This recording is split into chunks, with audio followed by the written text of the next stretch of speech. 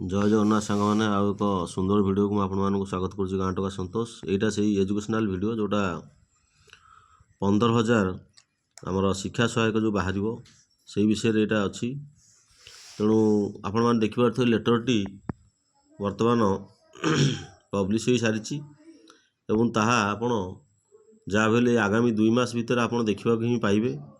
तेणु यथाशीघ्र पोस्ट बाहर तेणु आ समय नष्ट नक आपण मैंने निहाती लगी पड़तु पाठपढ़ा उपरे आउ पढ़ा उपरे ही आपण मैंने बेसी फोकस दिंतु आउ तेणु पोस्ट तो गवर्नमेंट कही 15,000 सब बाहर प्रति वर्ष।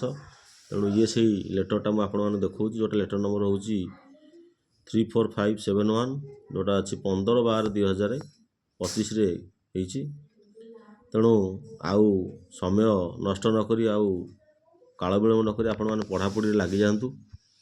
तेणु चलते से लेटरटी कौन देचे आम देखा और जाना से लेटर कौन सब अच्छी आम केमी प्रिपारेसन हवा। तेणु देखिपे यहाँ देची proceeding of the coordination meeting of directors and senior officers of S&ME department held on 9/12/2025 at 10:30 AM under the chairmanship of commissioner cum secretary S&ME department on various importance and pending issues. अच्छा तांकर सी गोटे जोटा गोटे meeting करथिले सेटा होची कोन ना ये जो डिपार्टमेंटर वेरियस इश्यू सब थिला से विषय से सब करथिले। A coordination meeting of the directors and senior officers of school and mass education department was held on 9th December 2025 at 10:30 AM under the chairmanship of commissioner cum secretary. The meeting focused on a comprehensive review of critical administrative matters and timelines for pending departmental issue. The key issue and decision in the meeting are as follows.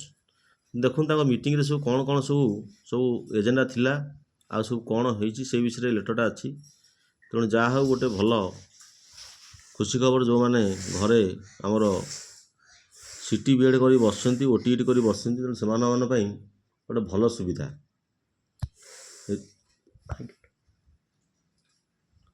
Review and expenditure of position a detailed review of expenditure position till date was done and CSS express concern over spending with stood 51% overall and 52.3 is respect of progressive expenditure। एटा से तांकरी विषय सब देइछि जोटा जोटा तांकर केते आकलन कराइछि केते खर्च हबो कोन हबो से विषय सब कहिछि। तेणु आमे से गुडाक बेसी पढ़ी किसी लाभ नाही बेसी पढ़िले सब गुडाक किसी आवश्यकता नाही सेटा तांको विषय लिखा अछि कोन कोन सब से माने एजेंडा देइथिले कोन कोन केते फंड खर्च हबो कोन हबो से विषय सब।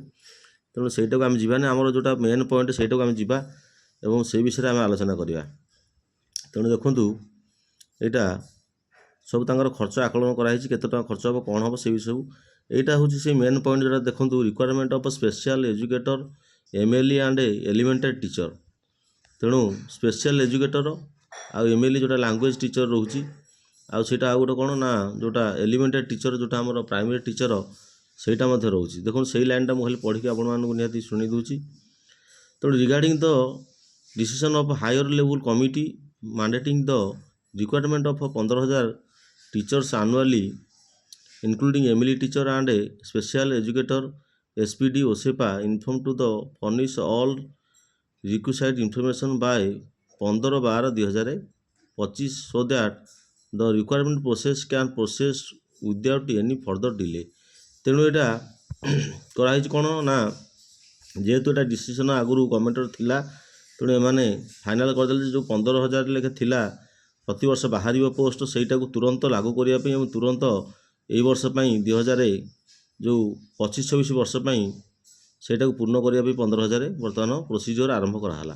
तेणु director SCRT and advise to proceed the file for condition of security committee as per the order of honourable flex court in Rajendra Pandey case गला।